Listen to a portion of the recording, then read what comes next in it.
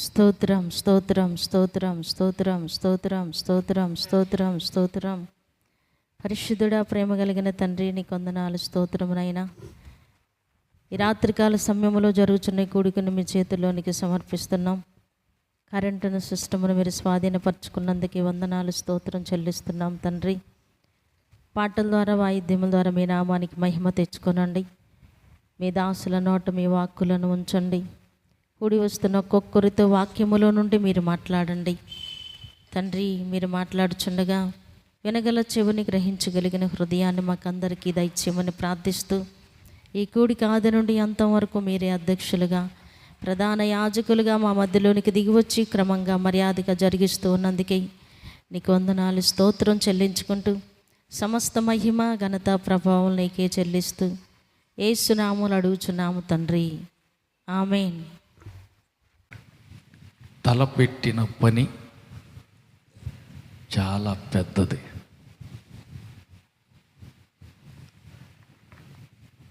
తన దగ్గర ఉన్నది చాలా కొంచెం. ఏం చేయాలో అర్థం కావట్లా. హల్లెలూయా. చెయ్యబోనుకున్న పని చాలా పెద్దది. చేతిలో ఉన్నది చాలా కొద్దిగా. ఎట చేయాలి, ఏం దిక్కుదో ఎటల్లా. హల్లెలూయా.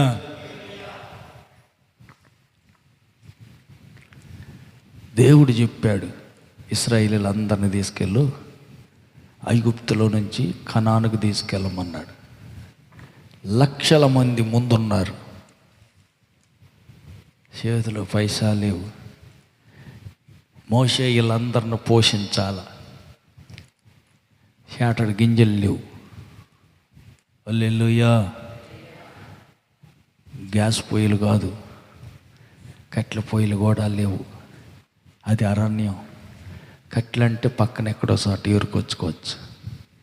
బియ్యమే లేకుండా ఎట్టండి పెట్టాలా? ఇన్ని లక్షల మందిని పోషించాల. ఒక రోజు కాదు, 2 రోజులు కాదు, 3 రోజులు కాదు. ఎన్ని రోజులు? 40 సంవత్సరాలు పోషించాలి. ఒకళ్ళు కాదు, 100 మంది కాదు, 1000 మంది కాదు, లక్షల మందిని పోషించాలి. ఏం చేయాలి మరి? హల్లెలూయా. పని గొప్పది, కానీ చేతులు ఏం లేవు. ఏం చేయాలో అర్థం కాల. హల్లెలూయా. ఆయనకు ఒకటే దోసింది, అయ్యా నువ్వు తీసుకెళ్ళమంటున్నావు, ఎంతమందిని ఎట్ట తీసుకెళ్ళాలా? ఎంతమందిని? చేలో పంట లేదు, చేతిలో పప్పు షారుకి పప్పు గింజలు కూడా లేవు. ఎంతమందిని, ఎట్ట లక్షల మందిని 3 ఎత్తులు 3 పల్లెలు పెట్టాల. ఇన్ని లక్షలంట, లక్షల మందికి పోబెట్టాల. ఎట చేయాలా? హల్లెలూయా. నువ్వు తీసుకెళ్ళమన్నావు కాబట్టి ఐగుప్తులోంచి బయటికి తెచ్చా. అరణ్య యాత్ర ఇది. ఇప్పటికే సనుగుతున్నారు, గొనుగుతున్నారు. ఊర్లో సమాధులు లేవనే ఇక్కడికి తెచ్చావు అంటున్నారు, నన్నే తిడుతున్నారు. ఇంతమందిని ఇది ఎట్ట చేయాలా? హల్లెలూయా. ఒకటే సూత్రం ఏందంట, యెహోవా ఈరే, ఆయనే చూసుకుంటాడు. ఆయన తోడుంటే చాలు. హల్లెలూయా. అప్పుడు ఆయన అన్నాడు, దేవా ఇది అరణ్యమే అయినా, ఇది ఎడారి అయినా, అది లక్షల మంది జనానికి కూడుబెట్టాల్సిన స్థితి అయినా, నీవు కానీ మాకు తోడొస్తే అంతా సాధ్యమైద్ది, ఏదైనా జరుగుతుంది, చేయగలవు. హల్లెలూయా. దేవుడు అన్నాడు, వీళ్ళు మెడ వంచని జనాంగం, తల వంచరు, చెప్పిన మాట ఆలకించరు, లోబడని జనాంగం.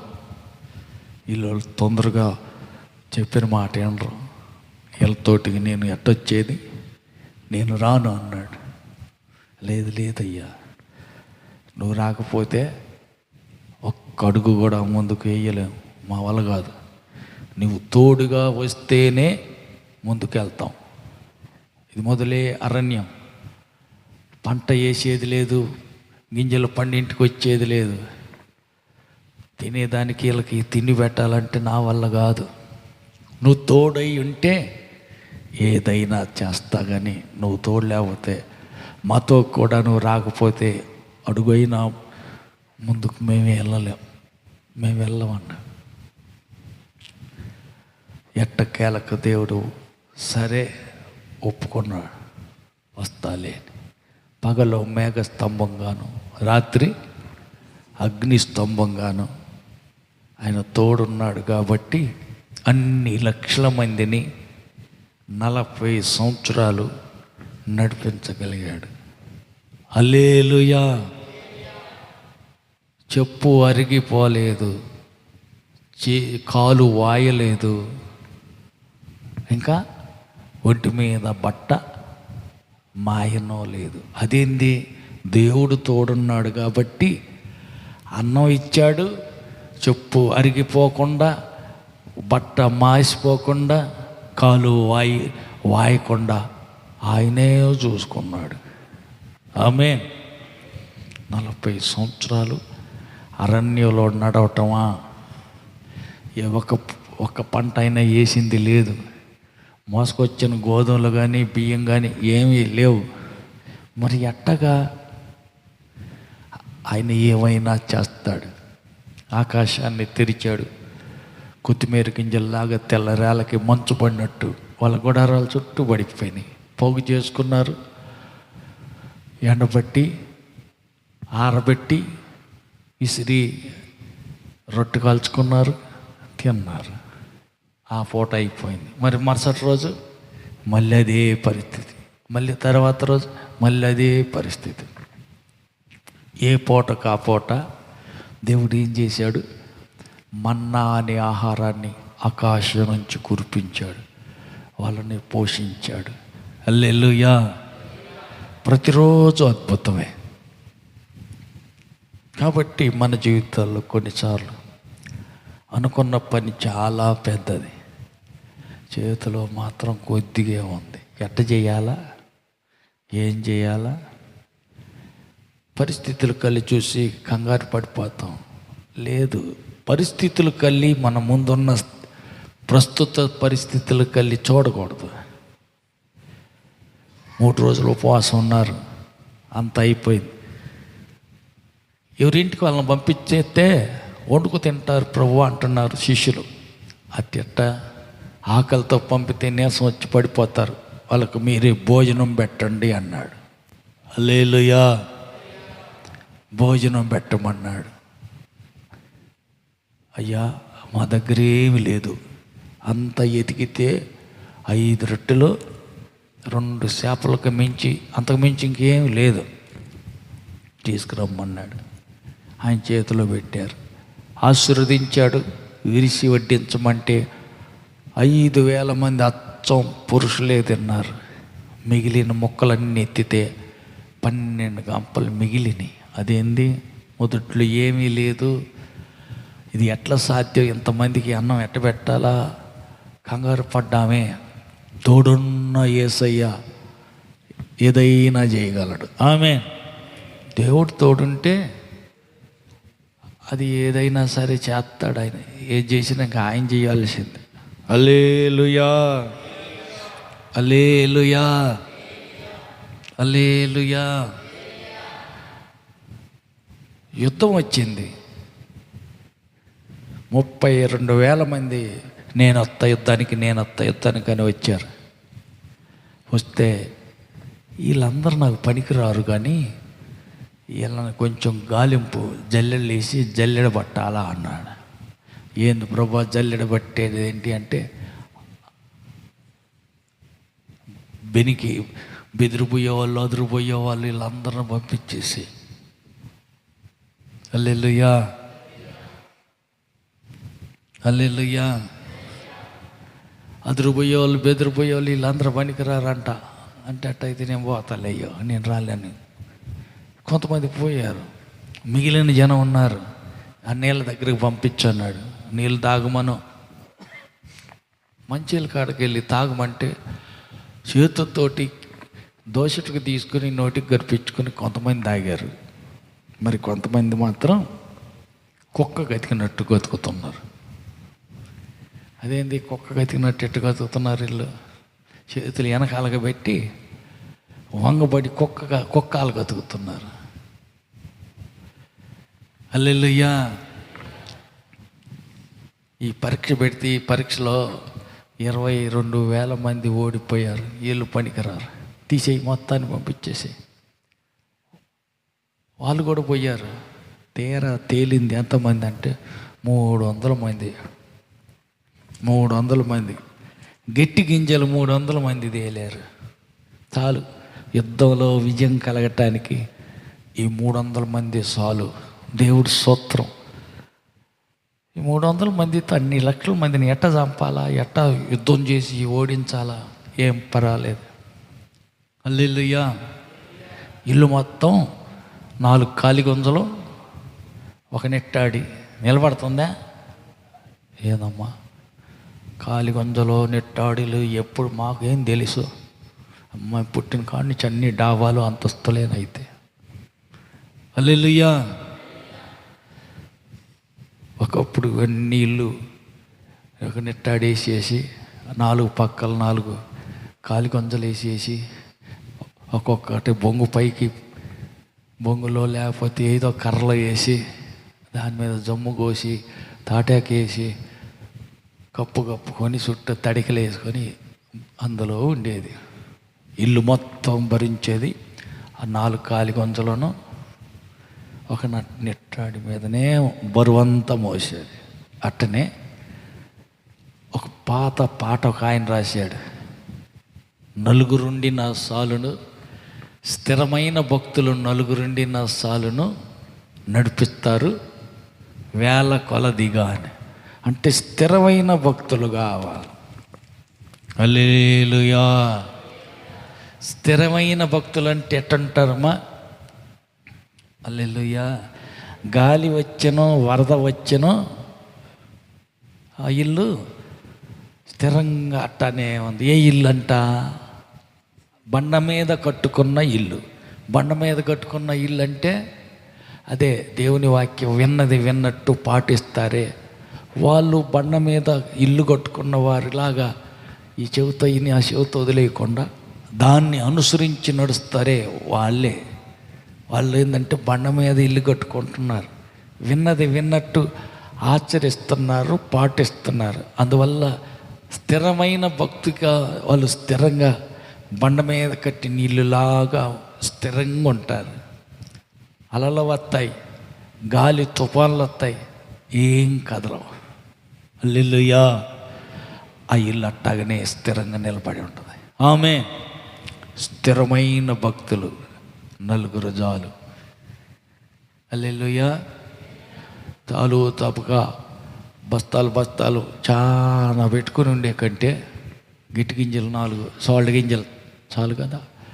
ఇది మేలు కదా, సాల్ట్ అయినా వండుకోవటానికి ఉపయోగపడుతుంది. మరి మిగతా అంత తాలు కదా. అది తాలు ఏం చేసుకోను, ఊరక బస్తాలకు పోసి నింపాడు పెడితే అప్పు ఎన్ని బస్తాలు ఉన్నాయో చూడు. చాలా మంది ఏంటంటే భ్రమలో ఉంటారు. మా ఇంట్లో చూసి ఎన్ని బస్తాలు ఏంటి అయ్యి పొట్టు తాలు గింజలు. మరి గట్టి గింజలు ఒక సాలిడ్ సాలు, వాటికంటే ఇది మేలు కదా. పక్క వాళ్ళ దగ్గర సాలిడ్ గట్టి గింజలు ఉన్నాయి, అవతల ఆ పక్క ఇంట్లోనేమో తాలు గింజలు మొత్తం ఉన్నాయి. ఇంటి నిండా బస్తాలు కాకపోతే తాలు గింజలు పనికిరావు, కానీ గట్టి గింజలు ఉపయోగం ఉంటుంది. రేపు యేసు ప్రభు వచ్చినప్పుడు కూడా ఏం చేస్తాడంట, తూర్పార పడతారు. తూర్పార పట్టినాక తాలు గింజలన్నిటిని తీసి పొయ్యిలే వేస్తాడు. గిట్టి గింజలన్నీ ఎత్తి బస్తాలకి ఎత్తి గిడ్డంగికి పంపిస్తాడు, అంటే పరలోకానికి పంపిస్తాడు. హల్లెలూయా. కనుక గట్టి గింజలు కావాలి. మన విశ్వాసంలో గట్టిగా స్థిరంగా ఉండాలి. తాలిగింజల్లాగా ఎటు గాలి తోలితట్టు ఎగిరి పడతా ఉంటే ఏముంది? గాలి వచ్చుద్ది, ఎగిరిపోయి పొయ్యిలో పడతామే తప్ప ఫలితం ఉండదు. అందుకని గట్టి గింజల్లాగా ఉండాలి. పెద్ద సమస్య వచ్చింది. హల్లెలూయా. పెద్ద వరద వచ్చింది. ఇది బండ మీద కట్టుకున్న ఇల్లు కనుక అది కూలిపోదు, అది పడిపోదు, అది స్థిరంగా ఉంటుంది. ఎందుకంటే ఉన్న వాక్యాన్ని విన్నట్టుగా ఆచరించి పాటించినందువల్ల ఆ ఇల్లు బిగతనంగా గట్టిగా ఉంటుంది, అది పడిపోదు. ఇసుక మీద కట్టుకున్న ఇల్లు గాలి వచ్చింది, వరద వచ్చింది, మొత్తం కొట్టుకుని పోయాయి. ఏది అక్కడ ఇల్లు ఇటు పోయింది, వరదలో కొట్టుకుని పోయింది లేదు. హల్లెలూయా. ఇందా కొత్త చూసా ఒక చోట ఏమైంది అంటే, మొన్న గట్టి వాన కురిసింది. ఆ వాన దెబ్బకి కొట్టుకొని పోయిన వాటిల్లో అది ఆటో కొట్టుకుపోయింది. ఆటోలో వెనక ఉన్న సీటు కొట్టుకుపోయింది. పోయి ఆ కంపల్లో ముళ్ళ కంపలు ఇరుక్కుని అక్కడే ఉంది. పాడైపోయిందిగా. నాని నాని నాని అన్నాళ్ళు పాడైపోయిందిగా. అందుకని ఆటో వాళ్ళు ఎవరు తీసుకుపోలేదు. ఆ సీటుకు అది తీసుకోవాలి, అది అట్టానే వదిలేసేసారు. ఆడకెందుకు పోయింది? చెట్లు ఎక్కింది ఏంది ఇది అంటే వరదలు పట్టుకుపోయి పైన ఎక్కింది. హల్లెలూయా. కనుక వరదలు వస్తాయి, తుఫానులు వస్తాయి, స్థిరమైన ఇల్లు ఏమో గట్టిగా నిలబడుద్ది. ఈ ఓటిగా ఇసుక మీద కట్టుకునే ఆ ఇల్లు మాత్రం ఉండవు, కొట్టుకుని పోతాయి. ఒక్కసారికి మొత్తం కొట్టకపోతాయి, ఇంక నిలబడదు, స్థిరంగా ఉండదు. అందుకని మన భక్తి జీవితంలో స్థిరంగా ఉండాలి. ఆమేన్. పెద్ద సమస్య వచ్చింది. హల్లెలూయా, హల్లెలూయా. ఏం చేయాలి? ఏం అర్థం కాల. హల్లెలూయా. ఏం సమస్య?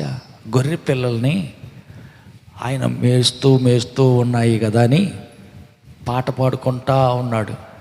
సింహం ఒకటి వచ్చింది, గొర్రెని నోటి గరిపించుకుంది, తీసుకెళ్తుంది, బే అంటుంది. అది అయ్యో అరుతుంది, ఏంది అమ్మో సింహం నా గొర్రె పిల్లని ఎత్తుకెళ్ళిపోతుంది అని చెప్పి వెంటనే దావీదు, ఏంది ప్రభువా అది తీసుకెళ్తుంది, ఏం చేద్దాం పద అన్న.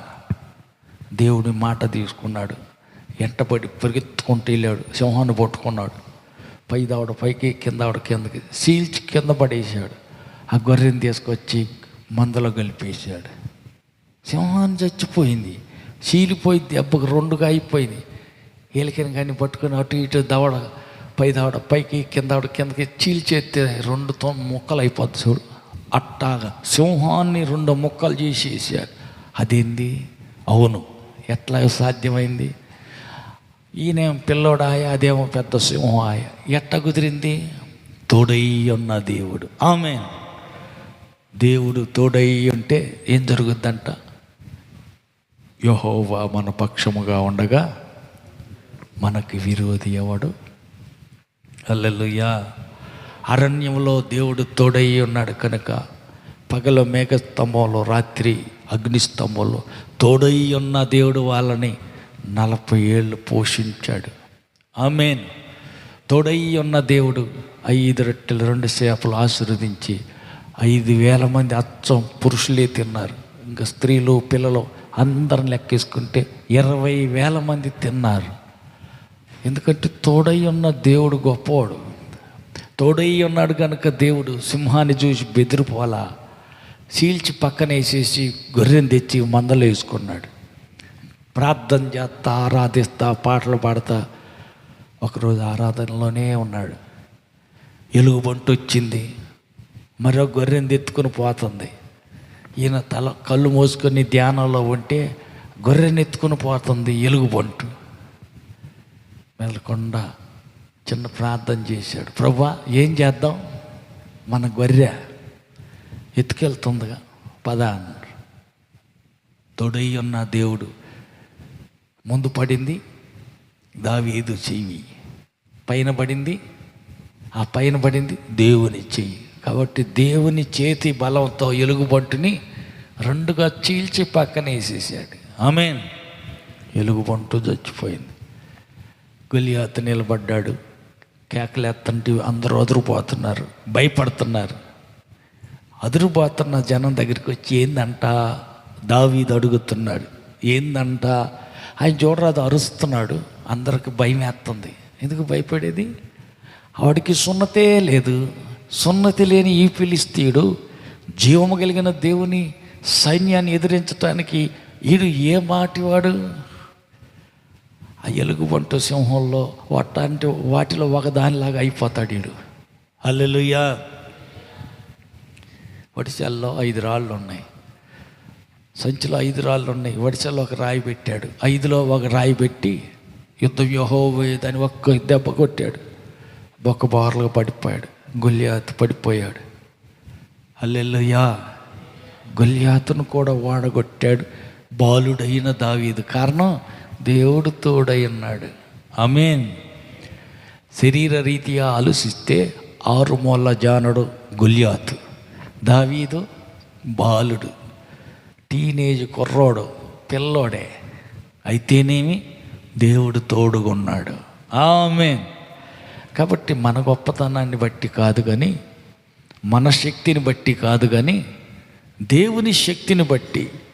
అందుకే ఆయన అంటాడు, నన్ను బలపరచు వానిని బట్టి నేను సమస్తం చెయ్యగలను. హల్లెలూయా.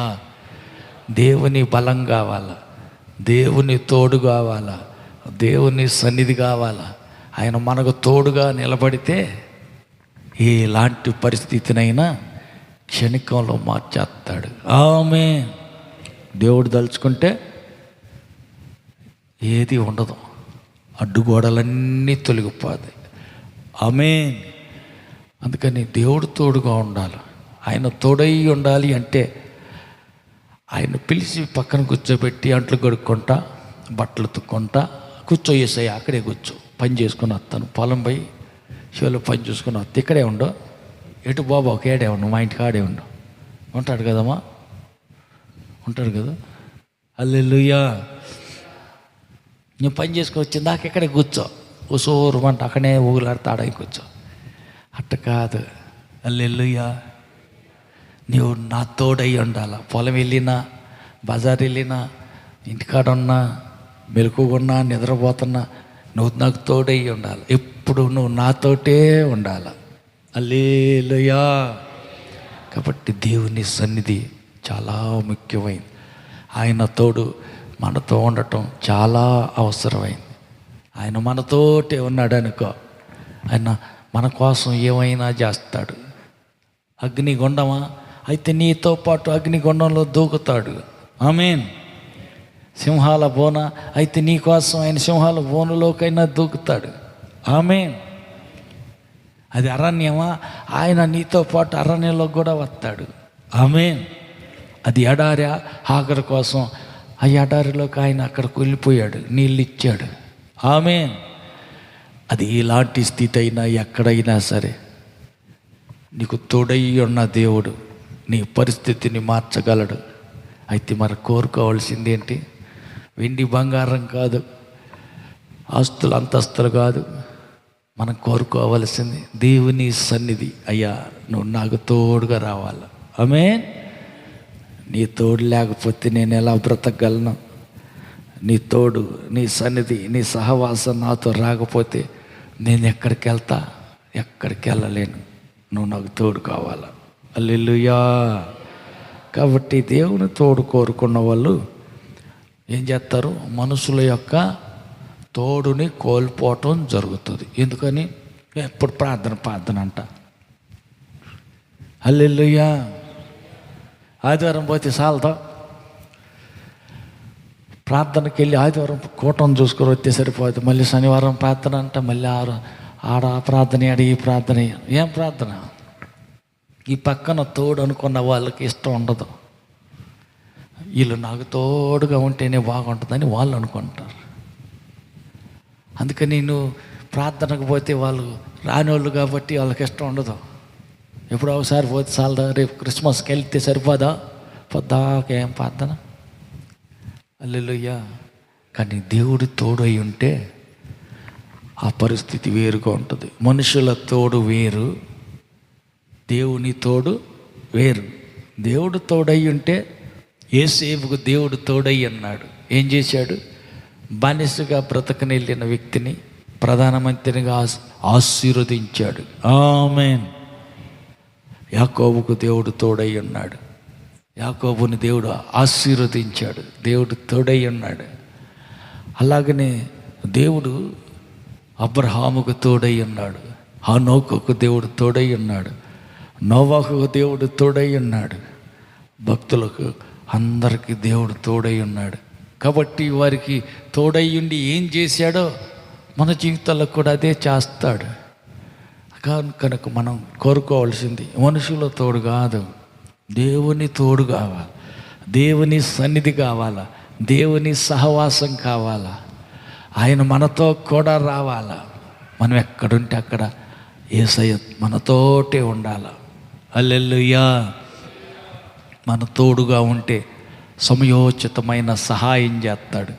ఆయన మనతోటే ఉంటే సమయోచితమైన సలహా చెబుతాడు, ఎట్ట చేయమని. కాబట్టి సరి అయిన సమయానికి సరి అయిన ఆలోచన ఆయనే చెబుతాడు. సరి అయిన సహాయం ఆయనే మనకు అందిస్తాడు. సమయోచితమైన సహాయం కోసం ఆయన తోడు కావాలా. ఆమేన్. కాబట్టి అయ్యా నీవు నాకు తోడుగా ఉండాలా, నీ సన్నిధి నాతో రావాలా. నీవు లేకుండా ఎక్కడికి వెళ్ళలేను, నేనేం చెయ్యలేను. నేను బ్రతకాలంటే నీ తోడు నాకు కావాలయ్యా. అడుగుదామా? అందరు లేచి నిలబడదాం, ప్రార్థన చేద్దాం.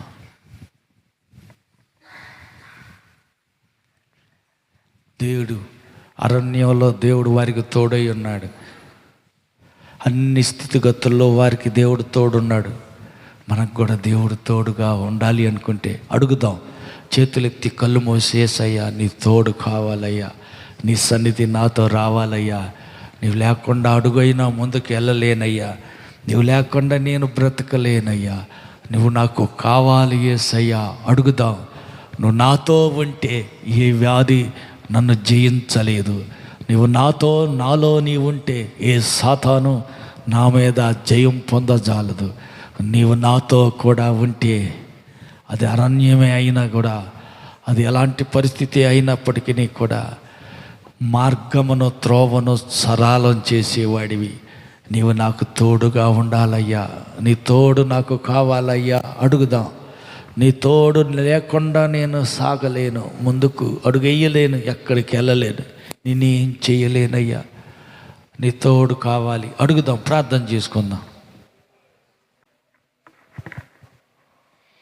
యేసు నీవే కావాలయ్యా, నాతో కూడా రావాలయ్యా. యేసు నీవే కావాలయ్యా, నాతో కూడా రావాలయ్యా. ఘనుడా నీ దివ్య సన్నిధి నన్ను ఆదుకుని నా పెన్నిధి. నీవే కావాలయ్యా, నాతో రావాలయ్యా. నీవే కావాలయ్యా, నాతో రావాలయ్యా. యేసు నీవే కావాలయ్యా, నాతో కూడా రావాలయ్యా. నీవే నాతో వస్తే దిగులు నాకుండదు. నీవే ఆజ్ఞాపిస్తే తెగులు నన్నంటదు. నీవే నాతో వస్తే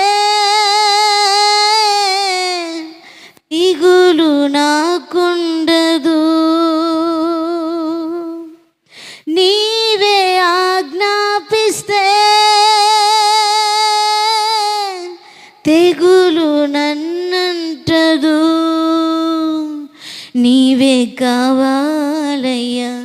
నాతో రావాలయ్యా, నీవే కావాలయ్యా, నాతో రావాలయ్యా, యేసు నీవే కావాలయ్యా,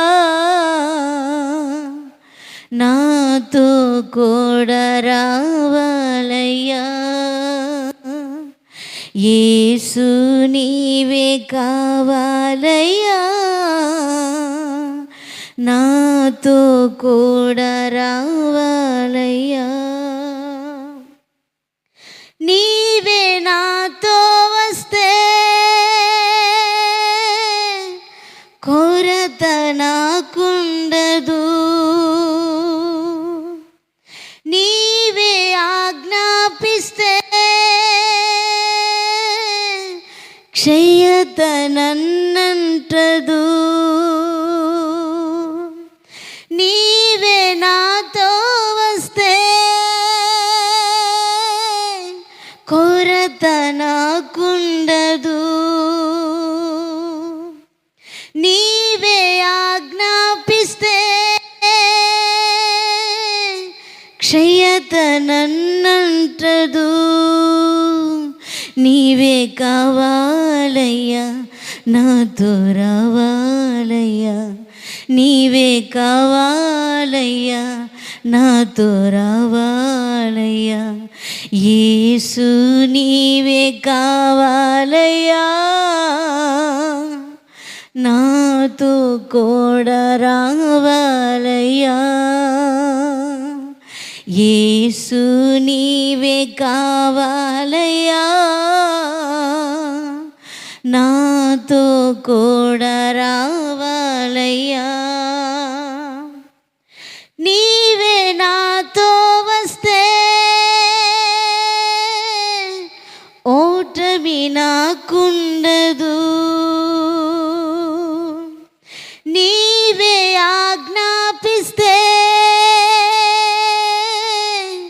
చీకటి నన్నంటదు, నీవే నాతో వస్తే ఓటమి నాకుండదు, నీవే ఆజ్ఞాపిస్తే చీకటి నన్నంటదు,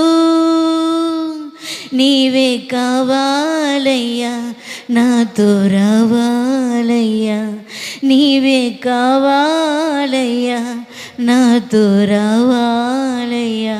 ఆమేన్. అవునయ్యా, నీవు నాకు కావాలయ్యా. అడుగుదాం, ప్రార్థన చేద్దాం. దయాళుడైన దేవా, నీకు వందనాలు.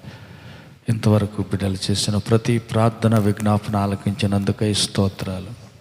ప్రార్థించిన దానికంటే, ఊహించిన దానికంటే అత్యధికమైన ఘన విజయం నీ బిడ్డలకు కలిగించినందుకు నీకు స్తోత్రాలు.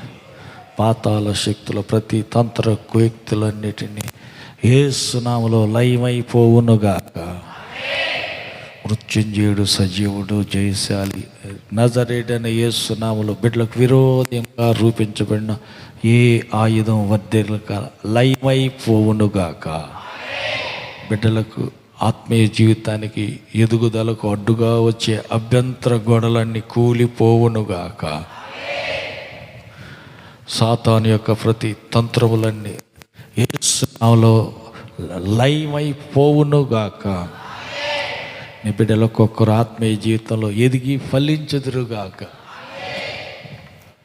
కృపగల హస్తాన్ని చాపి గుడి బిడ్డలందరినీ ఆశీర్వదించమని, అభిషేకించి ఎత్తుపట్టి వాడుకోమని, మహిమగల రాకకై నీ బిడ్డలందరినీ సిద్ధపరచమని, రేపటి ఆరాధనకు అవసరమైన సందేశం దయచేసి నలుదిశల నుంచి నీ బిడ్డల సకాలానికి మీ సన్నిధికి తోడుకు రమ్మని, ప్రతి కార్యాన్ని నీ మహిమార్థమై ఆశీర్వాదంగా, దీవెనకరంగా, జయకరంగా జరిగించి ఘనత మహిమ మీరే పొందమని యేసు నామములో వేడుకుంటున్నాము తండ్రి.